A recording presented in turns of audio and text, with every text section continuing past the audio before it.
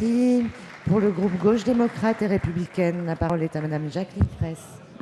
Monsieur le Premier ministre, le 19 novembre dernier, dans les circonstances dramatiques et inédites que chacun connaît, les députés du Front de gauche ont estimé que la prolongation de l'état d'urgence que vous avez demandé était justifiée pour une durée limitée et dans un cadre strictement défini. Conscient que l'état d'urgence porte atteinte aux libertés, cette décision n'a pas été simple à prendre, tant l'équilibre entre l'exigence de liberté et celle de sécurité est extrêmement précaire. C'est pourquoi une particulière vigilance de votre part, Monsieur le Premier ministre, s'impose. C'est aussi ce qui nous a conduits à exiger la mise en place d'un contrôle parlementaire hebdomadaire.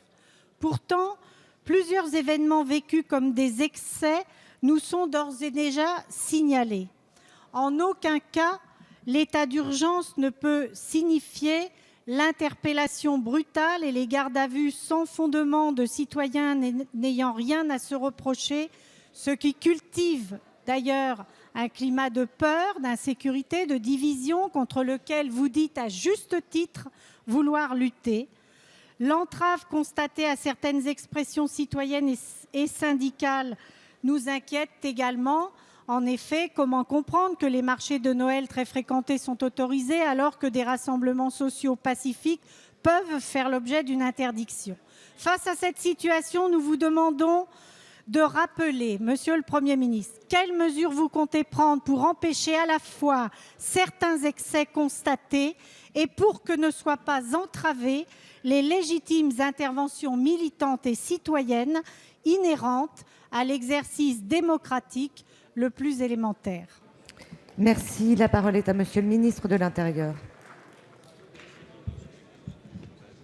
Oui, Madame la députée, je veux vous confirmer que l'état d'urgence n'a pas du tout pour vocation d'empêcher des formes d'expression citoyenne ou militante. Ce n'est pas l'esprit de l'état d'urgence et ce n'est pas la manière dont je souhaite qu'il soit mis en œuvre par les préfets de la République. Je vous le dis très clairement.